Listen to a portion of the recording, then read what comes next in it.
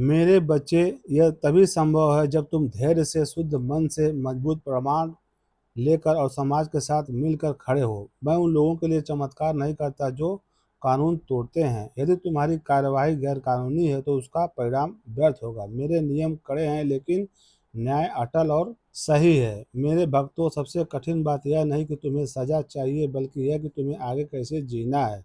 सजा मिलने के बाद भी तुम्हारी आत्मा में शांति नहीं आएगी जब तक तुम खुद पर विश्वास नहीं लौटाओगे। इसीलिए मैं चाहता हूँ कि तुम अपने जीवन के लिए नए संकल्प लिखो, ऐसे नियम जो तुम्हें फिर से खड़े होने का साहस दे, समाज में लौटकर अपने घर को संवारे, अपने सपनों को नए सिरे से गाड़ो और अपने बच्चों को वह शिक्षा दो जिसे किसी ने तुमसे छीनने की कोशिश की हो, लेकिन वे सीखे कि मानवता को कोई छीन नहीं सकता। यह संदेश थोड़ा कठोर है लेकिन मेरे शब्दों में करुणा भी है, मेरे हाथ में त्रिशूल भी है और आशीष भी। मैंने तुम्हें बताया कि यदि किसी ने तुम्हारी खुशियां लूटी है तो उसे फल मिलेगा, और यह फल केवल दोषी के लिए नहीं बल्कि उस व्यवस्था के विरुद्ध होगा जिसने उसे दोषी बनाया है। मैं व्यवस्था बदलता हूँ और व्यवस्था तब बदली है जब सत्य उजागर होता है और लोग जानते हैं। मेरा आह्वान तुम्हें अंतिम बार कहने के लिए है, उठो, तैयार हो और मेरे साथ न्याय के लिए खड़े हो। लेकिन यह तैयारी सिर्फ लड़ाई के लिए नहीं बल्कि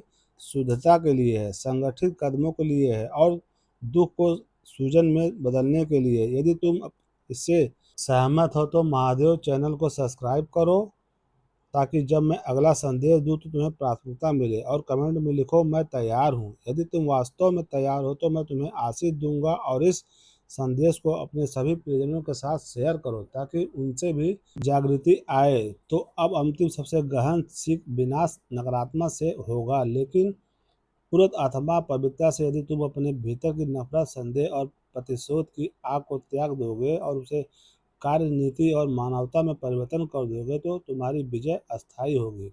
और यदि तुम मेरे नियमों का पालन करते हुए न्याय मांगोगे तो इसके फलस्वरूप तुम्हें जीवन में नई खुशियाँ आएंगी, ना कि सिर्फ प्रतिशोध की उत्तेजना। मैं तुम्हें पथ दिखाऊंगा, ना कि केवल वादा करूंगा। मेरे प्रिय भक्त, यदि यह संदेश तुम्हें गहराई से प्रभावित करता है तो अब एक प्रतिज्ञा लो। अपने हृदय में कहो कि तुम न्याय के मार्ग पर चलोगे लेकिन मानवता के साथ। कमेंट में लिखो मैं प्रतिज्ञा करता हूँ, मैं सुनूंगा और मेरी शक्ति तुम्हारे साथ होगी। और याद रखो, मेरे वचनों को मजाक में मत लो। मेरे शब्द सत्य और गहन है। जिन्होंने तुम्हें दुख दिया उनके कर्मों का फल निश्चित है, लेकिन फल मिलने से पहले तुम्हें खुद को परखना होगा और मेरे बताए नियमों को जीवन में उतारना होगा। मैंने तुम्हें चेतावनी दी, मैंने तुम्हें मार्ग दिया और मैंने तुम्हें शक्ति दी। निर्णय तुम्हारा है। क्या तुम यह भक्त बनोगे जो टूट कर भी प्रेम बांटता है, या वह जो प्रतिशोध की आग से संसार को और जला देता है? मैं तुम्हें सदा देखता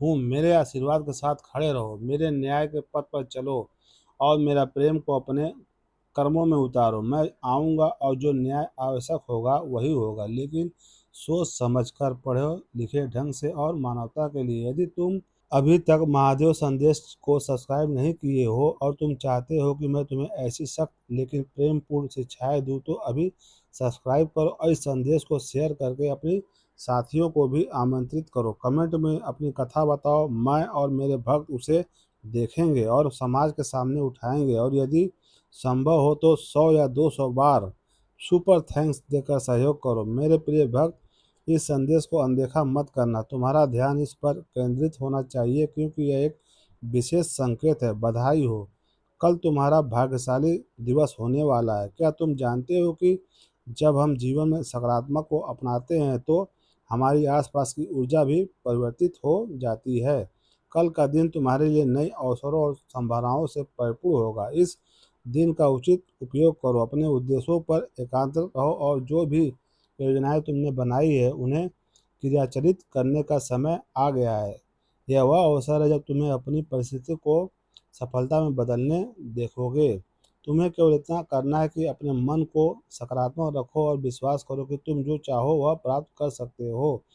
जब तुम खुद पर भरोसा रखोगे तो ब्रह्मांड की तुम्हारा साथ देता है। तो कल का दिन तुम्हारे लिए एक ताज़ा आरंभ हो सकता है।